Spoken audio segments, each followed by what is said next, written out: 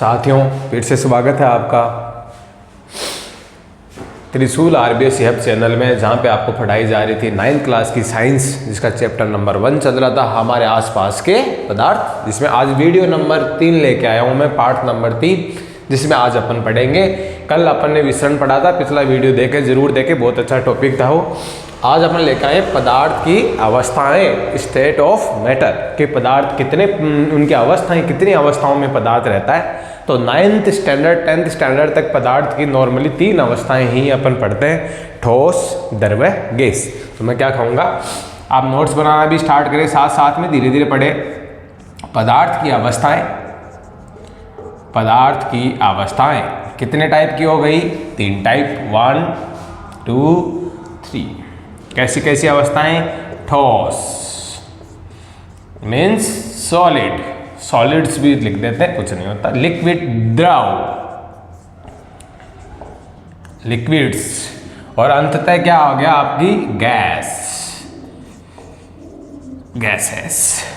तो आप ध्यान से देखिए, पदार्थ की कितनी अवस्थाएं होती हैं, याद करिए। साथ साथ में ठोस होता है, द्रव होता है और गैस होता है। इन तीनों अवस्थाओं को अपन डिटेल में पढ़ेंगे। ये 1 नंबर पे, ये 2 नंबर पे और ये 3 नंबर पे। तो पहले हेडिंग डाल लीजिए ठोस। ठोस, सॉलिड्स। तो कोई भी पदार्थ ठोस होने का मतलब क्या है? तो ठोस का मतलब कोई भी आप एग्जांपल ले सकते हो कि ये देखिए आप, ये डस्टर है, ये ठोस है, ठोस।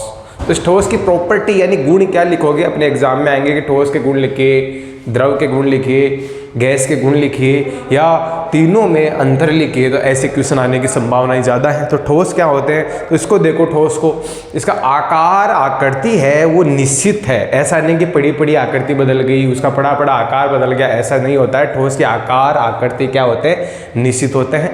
तथा इसका आयतन, आयतन देखोगे, आयतन का मतलब आप जानते होंगे वो कितनी जगह स्पेस में घेरता है, वो भी निश्चित होता है। इसका आयतन ऐसे बदलता हुआ नहीं रहेगा कि आपका जैसे 200 ml का गिलास है, तो इसका मतलब ये नहीं कि थोड़ी देर बाद में 300 ml हो गया, 150 ml हो गया, ऐसा कभी नहीं होगा। अर्थात ठोसों को दबाकर कम या छोटा या बड़ा नहीं किया जा सकता है। नॉर्मली बता रहे हैं, ऐसे तो कुछ चीज़ें हैं जिनको किया जा सकता है। तो अपन इन ठोसों के गुण लिखेंगे जो बहुत ही आसान है। सॉलिड्स, सॉलिड्स में क्या लिखेंगे? अच्छे पॉइंट्स क्या हैं? ठोस का आकार, आकृति। अपन प्योर एनसीईआरटी पढ़ रहे हैं, तो ध्यान देना, वहाँ जो जो बातें लिखी गई है उनको अच्छे से समझाई गई है। आकार, आकृति निश्चित होता है, आकार, आकृति निश्चित होता है, यानी उनको इंस्टेंटली नहीं बदला जा सकता। फिर क्या कहूँगा?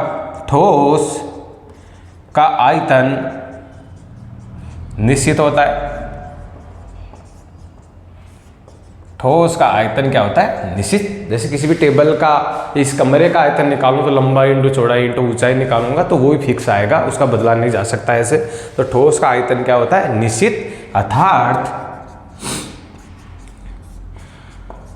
ठोसों पर दाब लगाकर उनको, नए नए वर्ड आएंगे उनको अपन ध्यान से, उनको संपीड़ित नहीं किया जा सकता। नया वर्ड आया, अच्छा वर्ड है, अभी पढ़ेंगे। संपीड़ित नहीं किया जा सकता, नहीं किया जा सकता है। ठोसों पर दाब लगाकर उनको संपीड़ित नहीं किया जा सकता। इसका मतलब क्या है? दाब का मतलब जानते होंगे, प्रेशर, यानी बल लगाना है उसके ऊपर। जैसे इस डस्टर पे मैंने बल लगाया, तो इसका मतलब ये नहीं कि इसका आयतन चेंज हो गया, आयतन अभी भी वही है, इसकी लंबाई, चौड़ाई, ऊंचाई वही की वही है। इनको आसानी से नहीं बदला जा सकता, बल्कि बाकी चीज आप आगे वाले देखोगे उनको बदला जा सकता है। तो मैं क्या कहूँ, तो ये संपीड़ित, संपीड़ित क्या होता है? अर्थात ठोसों पर दाब लगाकर उनको संपीड़ित नहीं किया जा सकता, मतलब इनमें संपीड़ितता का गुण नहीं पाया जाता। अर्थात मैं क्या कहूँ, अर्थात ठोसों में क्या नहीं पाई जाती? संपीड़ितता। ठोसों में संपीड़ितता नहीं पाई जाती है, नहीं पाई जाती है। तो एनसीईआरटी ने बीच में आपको संपीड़ितता की परिभाषा सिखाई है। संपीड्यता क्या होती है, इसकी परिभाषा इसी को एग्जाम में आएगी साफ साफ कि संपीड्यता क्या होता है। तो संपीड्यता किसी पदार्थ का वह गुण है जिसमें किसी पदार्थ पर दाब लगाने पर वह क्या हो जाएगा, सिकुड़ जाएगा, मतलब कम आयतन घेरने लग जाएगा। तो ये गुण कैसा होता है, इस गुण को क्या कहते हैं, संपीड्यता। क्या ये ठोसों में पाई जाती है, तो ऐसा गुण ठोसों में नहीं पाया जा सकता। बट संपीड्यता की परिभाषा क्या है, संपीड्यता किसी पदार्थ का वह गुण है जिसमें, इस गुण में क्या होता है, जिसमें किसी पदार्थ पर दाब लगाने पर वह सिकुड़ जाता है। क्या हो जाता है, सिकुड़ जाता है। तो संपीड्यता किसी पदार्थ का वह गुण है जिसमें किसी पदार्थ पर दाब लगाने पर वह क्या हो जाता है, सिकुड़ जाता है। इसे ही आप क्या कहोगे, संपीड्यता कहोगे। तो ये ठोस के अंदर एक नई बात निकल के आई है कि ठोसों में क्या नहीं पाई जाती, वही संपीड्यता नहीं पाई जाती। आप इतना लिखिए, फिर अभी ठोसों के गुण खत्म नहीं हुए हैं तो मैं ऊपर से मिटा देता हूं।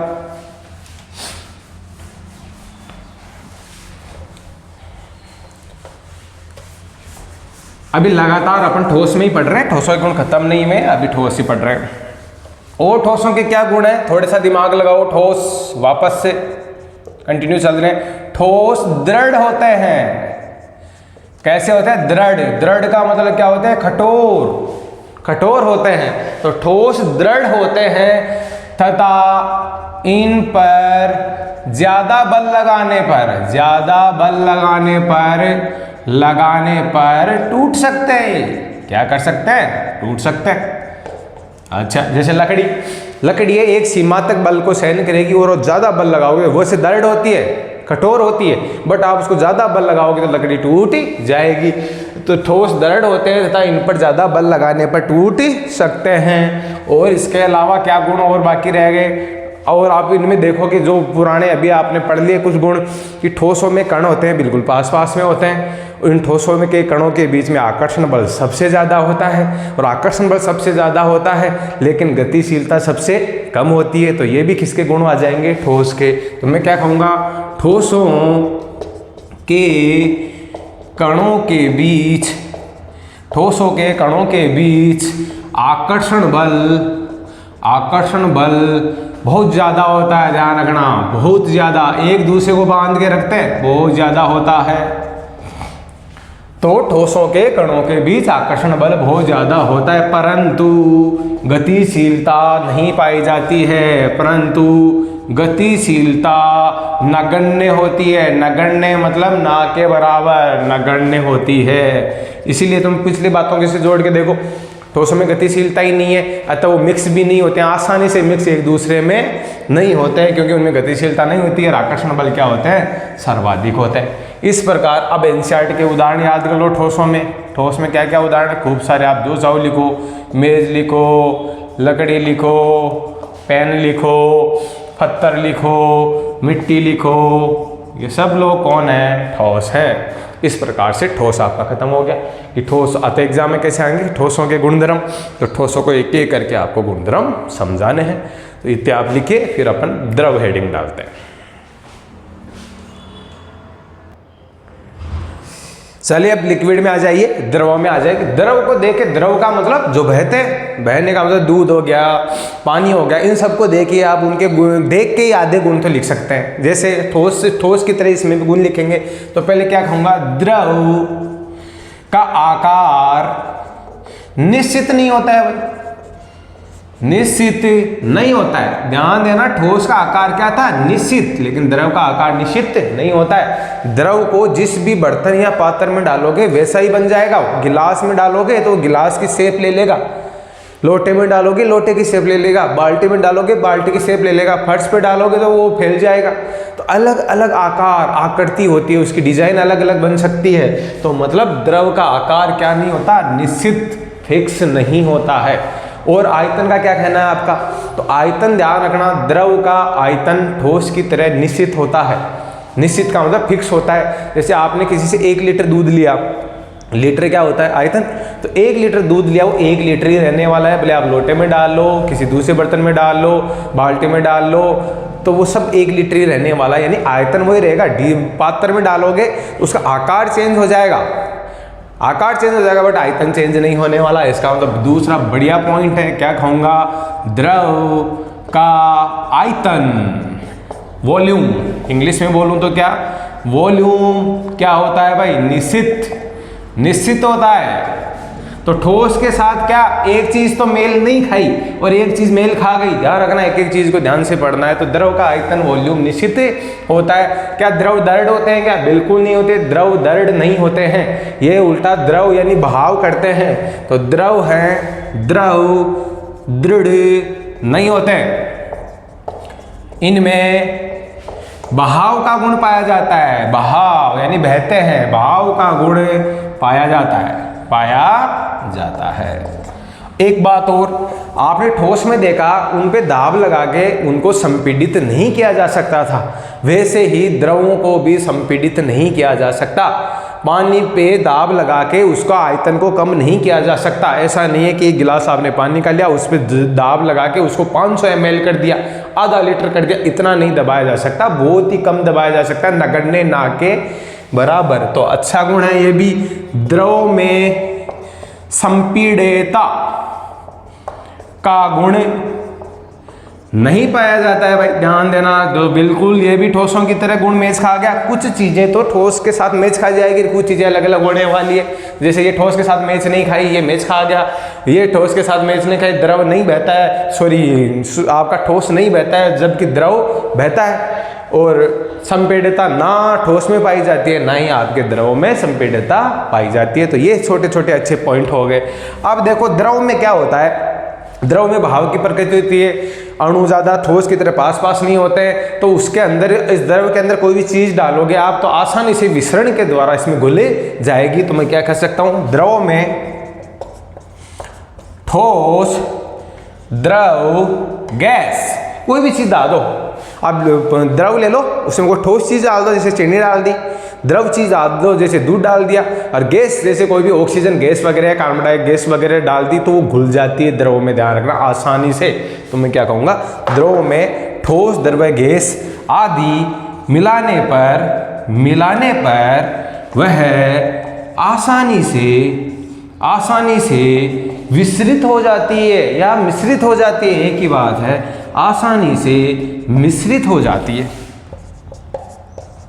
आसानी से मिश्रित हो जाती है। यानी पानी के अंदर, पानी का उदाहरण ले लो, पानी के अंदर ठोस भी घुल जाएगा, द्रव भी घुल जाएगा और गैस भी घुल जाएगा। और ये गुण होना बहुत ज़रूरी है। आप जनरल साइंस को ध्यान से देखो तो देखो समुद्र में है, समुद्र में खूब सारे जलीय जीव होते हैं, उन सब को श्वसन के अंदर क्या चाहिए, ऑक्सीजन।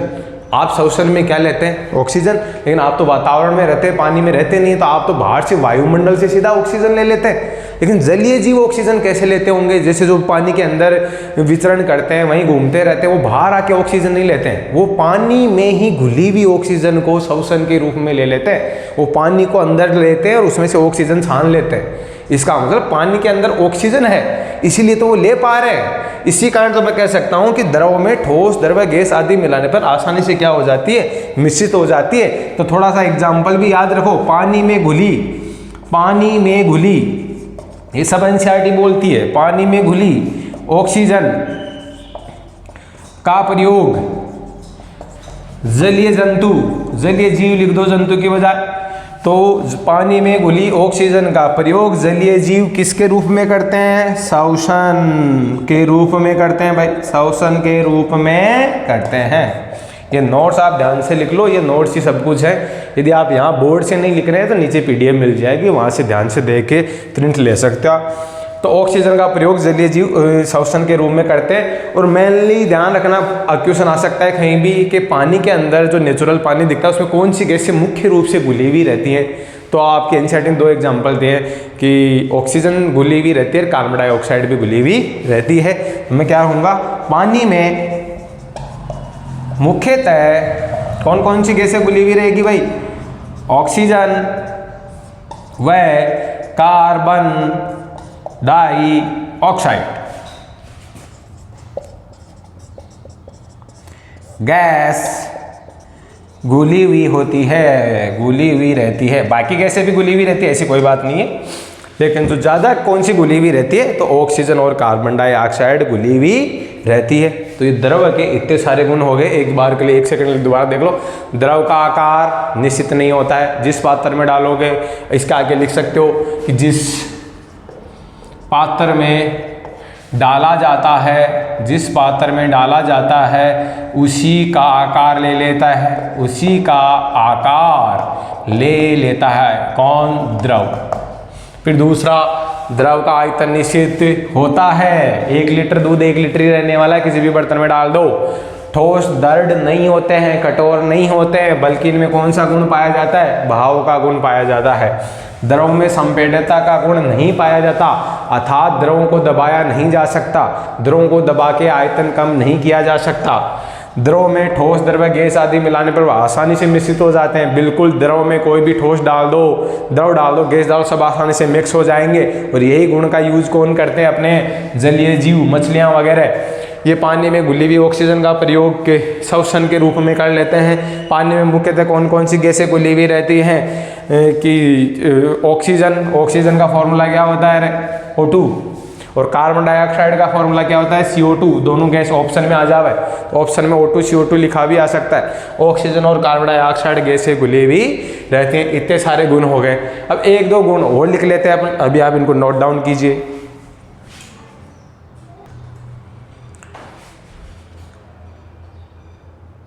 अब 1-2 गुण और देख लेते हैं। लिक्विड के लगभग गुण खत्म हो गए, 1-2 गुण उनसे कंपैरिजन करके देख लेते हैं। जैसे आपको जो पहले वाली क्लासों में भी आ गए कि आकर्षण बल का क्या हालचाल है द्रव में, तो ठोसों में तो आकर्षण बल सबसे ज़्यादा होता है, कारण सबसे नज़दीक होते हैं, और गैस में सबसे दूर होते हैं, तो ये बीच वाले हो गए। इनमें आकर्षण बल ठोसों से तो कम पाया जाता है, बट गैसों से ज़्यादा पाया जाता है। तो मैं कैसे लिखूंगा?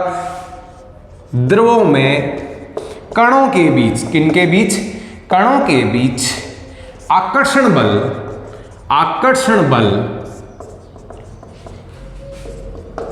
ठोसों से कम, सही बात है, ठोसों से कम तथा गैसों से अधिक पाया जाता है। मतलब कि ठोसों से तो कमजोर पाया जाता है आकर्षण बल, और गैसों से मजबूत पाया जाता है, बीच में आएंगे ये। तो द्रव में कणों के बीच आकर्षण बल ठोसों से कम तथा गैसों से अधिक पाया जाता है। और गतिशीलता का क्या हालचाल है भाई? तो गतिशीलता भी वही बीच में आएगी। गतिशीलता, ठोसों के कण तो बिल्कुल भी गतिशील नहीं होते हैं, और ये कण गतिशील होते हैं, बस गैसों के कण सबसे ज़्यादा गतिशील होते हैं। तो गतिशीलता देखूं तो द्रवों में गतिशीलता कैसी हो जाएगी? ठोसों से ज़्यादा। ठोस तो बिल्कुल बहते ही नहीं है, ये बहते हैं, तो ठोसों से ज़्यादा तथा गैसों से कम होती है।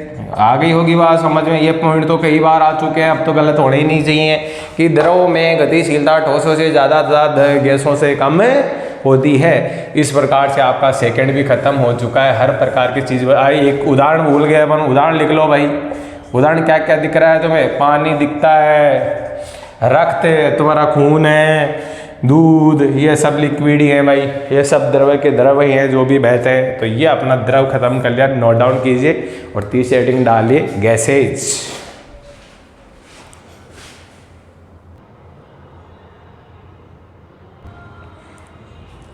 अंतिम बचा है अपने गैसेज, इसको और ध्यान से पढ़ लो, फिर अपन तीनों की एक सारणी बनाएंगे जिसमें तीनों के साफ साफ अंतर लिखे हुए रहेंगे, जिससे आपका ना कोई कंपटीशन में क्वेश्चन गलत होने वाला है, ना किसी ऑब्जेक्टिव सब्जेक्टिव कैसा भी पेपर हो बोले।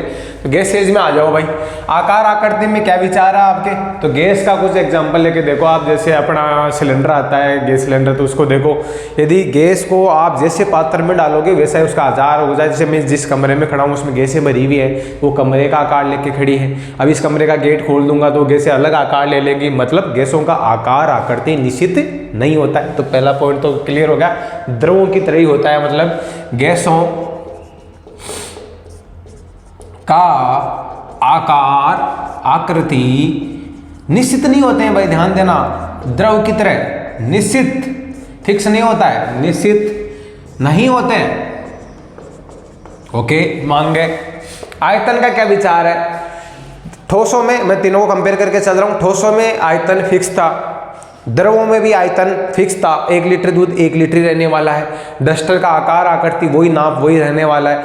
लेकिन गैसों में ऐसा नहीं होता है, गैसों में आयतन को बदला जा सकता है। जैसे इस कमरे में जितनी भी गैसें भरी हुई है उस गैसों को दाब लगा के मशीन द्वारा सिलेंडर में डाला जा सकता है। मतलब इस पूरे कमरे में फैली हुई गैस को एक छोटे सिलेंडर में पैक किया जा सकता है। मतलब कोई 20 लीटर की गैस है उसको 10 लीटर भी किया जा सकता है, 5 लीटर भी किया जा सकता है, छोटे सिलेंडर में भी डाल। अरे आप उस सिलेंडर की गैस को खोल दो तो वो पूरे वातावरण में फैल जाएगी, अपना आयतन बढ़ा लेगी, उसके कण दूर दूर हो जाएंगे। मतलब वो कण में जिनमें यानी गैसों के कणों में बहुत ज़्यादा गैप होता है, तो जब उन पर आप प्रेशर डालोगे, दाब डालोगे, उनको दबाओगे तो वो कण कहाँ आ जाएंगे, पास पास आ जाएंगे, पास पास आ जाएंगे। तो सारे कण ऐसे पास पास आ जाएंगे तो गैस दब जाएगी। और यही गुण क्या बोला था अपने, संपीड़ितता। तो मतलब गैसों में बहुत ज़्यादा संपीड़न का गुण पाया जाता है, गैसों को बहुत ज़्यादा दबाया जा सकता है। गैसों पे दाब डाल के उनको छोटे बहुत बड़े आयतन वाली गैसों को छोटे सिलेंडर में भी पैक किया जा सकता है, इसलिए उनका परिवहन आसान होता है, उनको एक जगह से दूसरी जगह ले जाना आसान होता है। कि आपके पास बहुत बड़ी गैस वॉल्यूम थी, उसको आपने मशीन के द्वारा कंप्रेस किया, दाब लगाई और उसको एक सिलेंडर में बढ़ दिया, सिलेंडर को पैक करके आप कहीं भी ले जा सकते हो। तो ये कुछ अच्छे अच्छे पॉइंट्स है। तो मैं क्या कहूँगा, गैसों का आयतन पहली बार आया, ध्यान रखना, आयतन भी क्या नहीं होता है, आयतन निश्चित नहीं होता है। ध्यान देना, यही एक ऐसा है जो अलग आया है दोनों से, आयतन निश्चित नहीं होता है। अर्थात मैं क्या कहूँगा, गैसों पर दाब लगाकर उनको क्या किया जा सकता है, उनको संपीड़ित किया जा सकता है। और ध्यान रखना, इनको यदि दाब लगा के बंद किया, उनको खोल दोगे तो वापस भी फैल जाएंगी। अर्थात गैसों पर दाब लगाकर उनको संपीड़ित किया जा सकता है। अतः मैं क्या सकता हूँ, गैसों में संपीड़ितता का गुण सर्वाधिक पाया जाता है। ध्यान देना, कौन सा गुण, संपीड़ितता का गुण तो ना तो ठोसों में था ना द्रवों में था, उन दोनों को ही दबाया नहीं जा सकता था, बट गैस को दबाया जा सकता है। अतः संपीड़न का गुण किसमें ज़्यादा पाए, संपीड़ितता बोल दो, संपीड़न बोल दो, एक ही बात है। गैसों में संपीड़ितता का गुण सर्वाधिक पाया जाता है। और इसकी कुछ बेसिक बातें स्टार में जो एनसीईआरटी ने लिख रखी है वो बता देते हैं। गैसों को संपीड़ित करके, संपीड़ित का मतलब कंप्रेस करके, संपीड़ित करके छोटे सिलेंडरों में भरा जा सकता है, छोटे सिलेंडरों में भरा जा सकता है तथा आसानी से परिवहन किया जा सकता है। एक जगह से, हॉस्पिटलों में देखा होगा आपने, ऑक्सीजन के सिलेंडर पड़े हुए रहते हैं, वो यह दवाई हुई गैस सिलेंडर में भरी हुई रहती है और इधर उधर ले जाई जा सकती है। तो तथा इनका आसानी से परिवहन किया जा सकता है, तो ये कुछ बातें अच्छी हो गई हैं भाई, कि गैसों का आकार आकृति निश्चित नहीं होता, आयतन भी निश्चित नहीं होता, आयतन इच्छानुसार बदल सकते हो। गैसों पर दाब लगाकर उनको क्या किया जा सकता है, संपीड़ित किया जा सकता है। गैसों में संपीड़न का गुण क्या होता है, सर्वाधिक होता है। गैसों को संपीड़ित करके किसमें भरा जा सकता है, छोटे छोटे सिलेंडरों में भर सकते हो और उनको आसानी से एक जगह से दूसरी जगह आप ले जा सकते हो। तो ये वाले अच्छे गुण हो गए। अब मैं इनको मिटा रहा हूँ, अभी गुण खत्म नहीं हुए और लिखते हैं। आकर्षण बल का क्या ख्याल है, ये चीजें पहले बता दी। गैसों के कण तो दूर दूर होते हैं, अतः आकर्षण बल बहुत ही कमजोर होता है, एक कण दूसरे कण को बहुत ही कम खींचता है। तो मैं क्या कहूँगा, गैसों में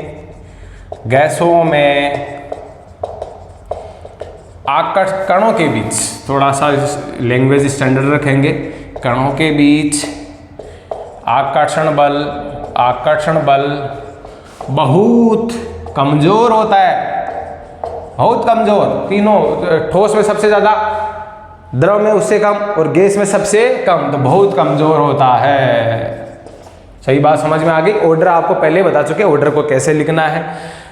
तो फिर गतिशीलता क्या हो जाए, यदि आकर्षण बल कमजोर है तो कण बहुत ज़्यादा तेजी से इधर उधर भागते हैं, अतः उनके पास गतिशीलता क्या है सबसे ज़्यादा। तो गैसों में गतिशीलता सर्वाधिक पाई जाती है, और गतिशीलता सर्वाधिक है तो कल ही बताया कल वाली क्लास में, तो गतिज ऊर्जा भी क्या होती है ज़्यादा। तो मैं क्या कहूँगा, गैसों के कणों में गतिशीलता सर्वाधिक होती है। भाई ध्यान रखना, गतिशीलता, गति करने की क्षमता, गतिशीलता सर्वाधिक, सबसे ज्यादा सर्वाधिक होती है। अतः क्या कह सकता हूं, अतः है गतिज ऊर्जा भी बहुत ज्यादा होती है, गतिज ऊर्जा भी सर्वाधिक होती है, गतिज ऊर्जा भी क्या होती है सर्वाधिक होती है। अब कल वाले पॉइंट पे आ जाओ, कल वाले वीडियो विसरण पढ़ा, विसरण का मतलब मिक्सअप होना, जो कण ज़्यादा गतिशील होंगे वो ज़्यादा विसरित होंगे, ज़्यादा मिक्स होंगे, अतः गैसों में विसरण सबसे ज़्यादा पाया जाता है, क्योंकि गतिशीलता क्या होती है सबसे ज़्यादा। तो अगला पॉइंट कल वाले में मैच खा गया, गैसों में विसरण, विसरण कल पढ़ाया, जिसको पता नहीं विसरण क्या होता है वो कल की जाके, कल की पार्ट 2 जाके चैप्टर 1 का पार्ट 2 वीडियो देखें, अच्छे से विसरण समझ में आ जाएगा विसरण होता क्या है। तो गैसों में विसरण सर्वाधिक पाया जाता है, सर्वाधिक पाया जाता है, क्योंकि गतिशीलता, क्योंकि गतिशीलता क्या होती है भाई सर्वाधिक होती है।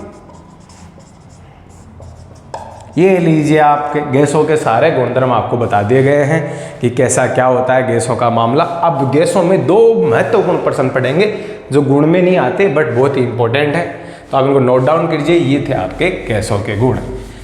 अब देखो 2 चीजें और बताते हैं आपको।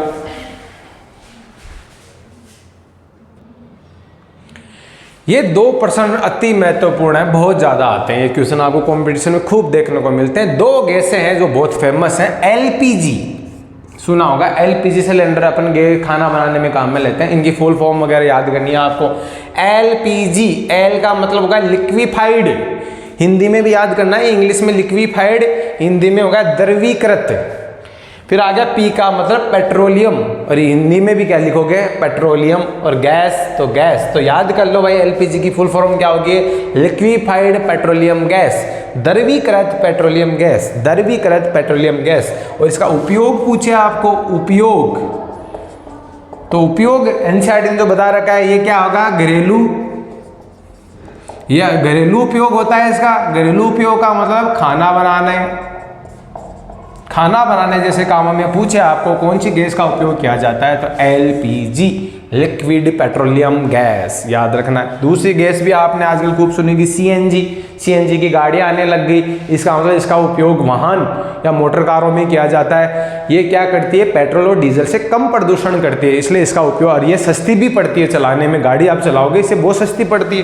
तो सीएनजी की फुल फॉर्म आ जाओ, कंप्रेस्ड, कंप्रेस्ड का मतलब दबी हुई, मतलब संपीड़ित, तो कंप्रेस्ड नेचुरल गैस, याद करो इसका इंग्लिश भी याद करके जानी है, इसकी हिंदी भी याद करके जानी है, ऑप्शन में दोनों वर्ड मिल जाते हैं आजकल। तो कंप्रेस्ड नेचुरल गैस, संपीड़ित प्राकृतिक गैस, और इसका उपयोग पूछे आपको तो इसका उपयोग क्या हो गया, वाहनों में ईंधन के रूप में, याद कर लो, वाहनों में ईंधन के रूप में। ये 2% तो बहुत ही बढ़िया है, किसी कंपटीशन के एग्जाम दे रहे हो आप तो उसमें आपको आएंगे, और 9th क्लास में तो आते ही रहते हैं। तो लिक्विफाइड पेट्रोलियम गैस और सीएनजी कंप्रेस्ड नेचुरल गैस, ये दोनों ही गैसेज हैं, ध्यान रखना। इसका उपयोग घरेलू उपयोग जैसे खाना बनाने वगैरह में किया जाता है, और इसका उपयोग वाहनों में ईंधन के रूप में किया जाता है। इस प्रकार से अपने ठोस, द्रव्य, गैस तीनों के गुण अलग अलग पढ़ लिए। अब अपन इन पढ़े हुए गुणों को एक जगह एक सारणी बना देंगे ताकि रिवीजन में आसानी होगी, और यदि वो तीनों से कंपैरिजन करवाता है तो आप कंपैरिजन को लिख सकते हो, तीनों को अच्छे से याद कर सकते हो। तो अब मैं सारणी बनाता हूँ, आप भी उस सारणी को अपनी नोटबुक में उतारेंगे, उन गुणों को लिखेंगे।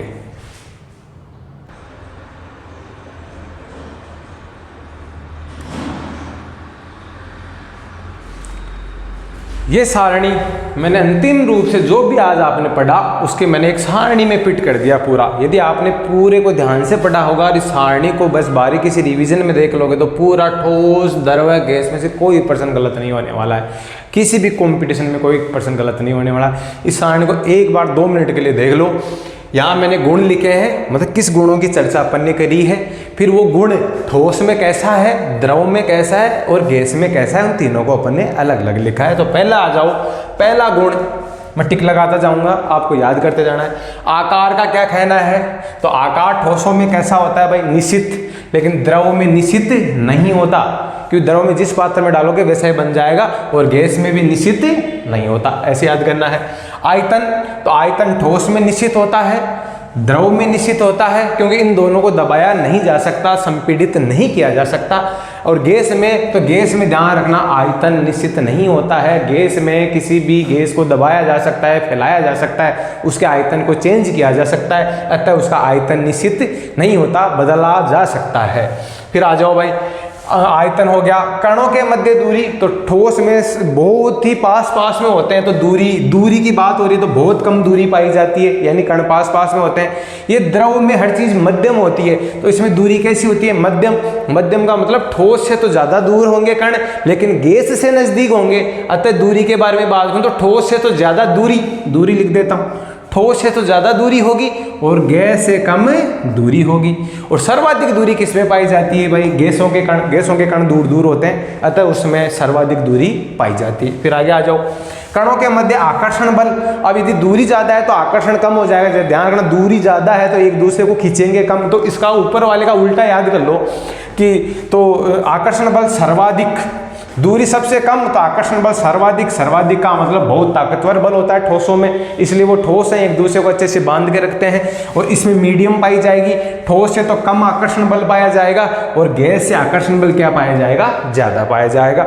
और गैस में तो आकर्षण बल नगण्य, ना के बराबर न्यूनतम होते हैं, कण एक दूसरे को आकर्षित नहीं करते हैं, इसलिए वो आजाद रहते हैं, घूम सकते हैं, फिर सकते हैं। तो आकर्षण बल पूछे गैसों में न्यूनतम या नगण्य बोल सकते हो आप, दोनों सही है। फिर आ जाओ भाई संपीड़ितता, तो आपको मैंने बताया अभी कि ना तो ठोस को दबाया जा सकता है, ना द्रव को दबाया जा सकता है, केवल गैस को दबाया जा सकता है। तो ठोसों में संपीड़ितता नहीं पाई जाती है, और द्रवों में नगण्य, वही ना के बराबर है, कुछ द्रवों में संपीड़ितता होती है, इसलिए यहाँ नगण्य वर्ड इस्तेमाल कर लिया। और गैस को आसानी से संपीड़ित किया जा सकता है, तो इसलिए लिख दिया आसानी से संपीड़ित किया जा सकता है। गतिज ऊर्जा की क्या बात करोगे रे, तो ठोसों में तो कण नजदीक होते हैं, बंधे हुए रहते हैं, तो गतिज ऊर्जा बहुत कम, सही है एकदम, बस इन्हीं से ये उतर आ जाएंगे और कुछ भी नहीं। और द्रव में गतिज ऊर्जा मध्यम यानी ठोस से तो ज्यादा होती है गतिज ऊर्जा, क्योंकि ज्यादा फ्री कण होते हैं, और गैस से कम होती है गतिज ऊर्जा, क्योंकि गैस में सर्वाधिक गतिज ऊर्जा पाई जाती है। तो गैस में गतिज ऊर्जा कैसी हो गई भाई, सर्वाधिक हो गई। आ जाओ कणों की गति या गतिशीलता, तो बस गतिज ऊर्जा के हिसाब से ही कर दो। यदि गतिज ऊर्जा कम है तो गतिशीलता भी कम होगी, ध्यान रखना, गतिज ऊर्जा कम गतिशीलता भी कम, गतिशीलता ज्यादा गतिज ऊर्जा भी ज्यादा। तो यहाँ ऊपर वाले से ये नीचे वाला याद हो जाएगा।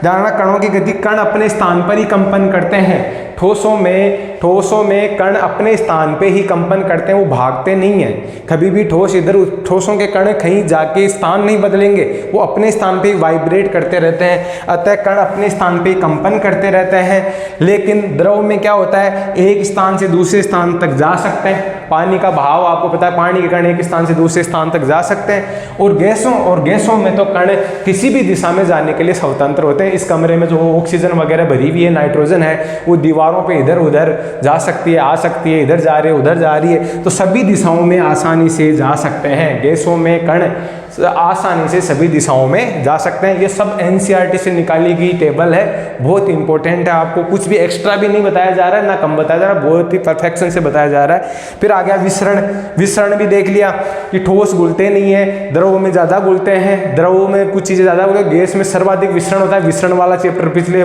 पार्ट में देख सकते हो। तो विसरण सबसे कम ठोसों में पाया जाता है, मध्यम विसरण पाया जाएगा द्रव में, यानी ठोस से तो ज़्यादा विसरण होता है, लेकिन गैस से कम विसरण होता है। और सर्वाधिक विसरण किसमें पाया जाएगा, गैस में, अर्थात गैसों में गैसें जल्दी घुलती हैं। फिर लास्ट में मैंने एक अंतर दे दिया उदाहरण का, एनसीईआरटी के उदाहरण है कि बर्फ है वो ठोस है, लोहा ठोस है, मिट्टी ठोस है, पानी आपका द्रव है, पेट्रोल आपका द्रव है, हवा आपकी गैस है, एलपीजी और सीएनजी लिक्विड पेट्रोलियम गैस और कंप्रेस्ड नेचुरल गैस यानी द्रवीकृत पेट्रोलियम गैस और प्राकृतिक नेचुरल गैस, दोनों के दोनों ही क्या हैं, गैसेज हैं, जिनके उपयोग वगैरह आपको बता दिए। इसी के साथ आज का वीडियो ख़त्म करते हैं। आज आपने सीखा ठोस, द्रव्य, गैसों के गुण पढ़े, बहुत अच्छे से पढ़े, फिर इनके अंतर की एक टेबल याद करी। तो इस टेबल को अच्छे से नोट्स में लिख लो और इसको याद कर लो। इसी के साथ ये वीडियो आप ज़्यादा से ज़्यादा किसी भी कंपटीशन की तैयारी करने वाले बच्चों को शेयर करो। जैसे कोई भी फर्स्ट ग्रेड है, सेकंड ग्रेड है, थर्ड ग्रेड वगैरह हैं, चतुर्थ श्रेणी कर्मचारी हैं, तो इन सब, और 9th क्लास वालों के लिए तो बहुत, 9th क्लास के लिए तो स्पेशली चल ही रहा है। इसी के साथ आज की क्लास ख़त्म करते हैं। जय हिंद।